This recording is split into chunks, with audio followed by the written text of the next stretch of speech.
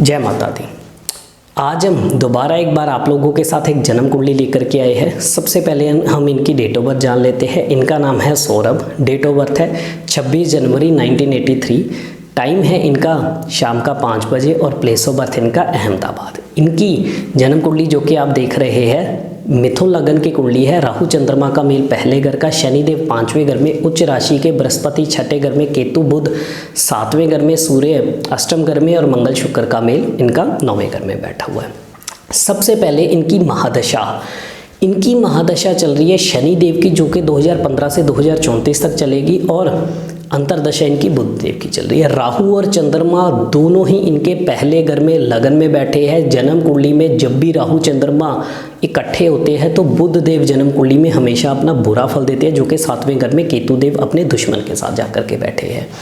अब इनके लगन का बैठा हुआ राहु देव उच्च राशि का जरूर है, लेकिन साथ में चंद्रमा बैठा है, तो ऐसे में ऐसे इंसान के स्वभाव के अंदर गुस्सा, इरिटेशन, फ्रस्ट्रेशन जरूर देखने को मिलेगा।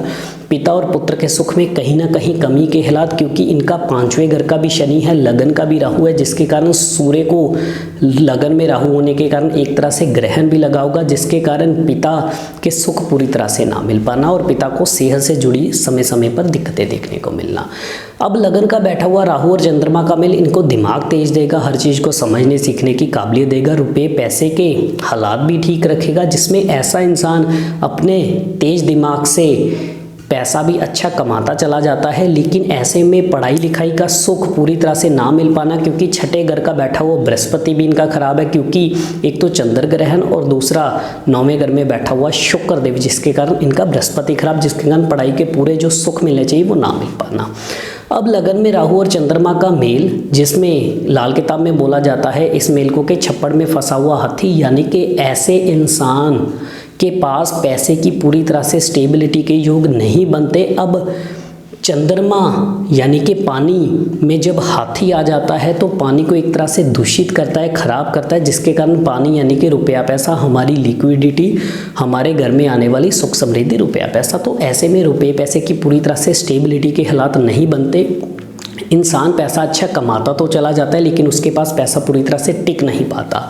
और समय समय पर अगर ऐसा इंसान लिखत पढ़त की गलती लेन देन में करे या लिखत पढ़त ना करे, खास करके प्रॉपर्टी के मामले में, पैसे के मामले में, तो बार बार पैसा फंसता भी है, ख़राब भी होता है, अटकता भी, और कई बार तो प्रॉपर्टी में भी पैसा फंसने जैसे हालात देखने को मिलते हैं। अब इनकी शनि की दशा चल रही है, तो ऐसे में शनि 5वें घर में उच्च राशि का जरूर बैठा है, लेकिन इनका शनि खराब है। अब ऐसे में सबसे पहले इनको शराब और मांस का सेवन बिल्कुल नहीं करना। शनि की दृष्टि केतु और बुध के ऊपर भी है, जिसके कारण लाइफ में शनि की दृष्टि केतु पे, यानी भागदौड़ ज़्यादा रहेगी, मेहनत ज़्यादा रहेगी, मेहनत के अनुसार पूरी तरह से फल ना मिलना। और 5वें घर का बैठा हुआ शनि, जो कि अष्टम घर का मालिक भी बन रहा है, जिसके कारण ऐसे में कहीं ना कहीं कामकाज के अंदर रुकावटें जैसे हालात भी देखने को मिलते हैं। और साथ ही बुध देव, अगर हम इनके बिजनेस की बात करें तो बुध देव केतु के साथ बैठे हुए हैं, राहु और चंद्रमा के मिलने से इनका बुध भी खराब है।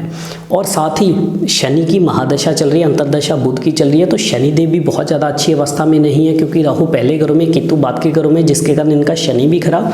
तो ऐसे में बिजनेस के अंदर बार बार उतार चढ़ाव आना, और कई बार बिजनेस शुरू करके थोड़ी देर तो अच्छा चले, लेकिन उसके बाद बंद करने जैसे, बिजनेस को बंद करने जैसे हालात देखने को मिले। और साथ ही इस समय के अंदर इनको पेट से जुड़ी हुई दिक्कतें भी बन सकती हैं, और सेहत के अंदर थोड़ा उतार चढ़ाव भी जरूर देखने को मिलेगा।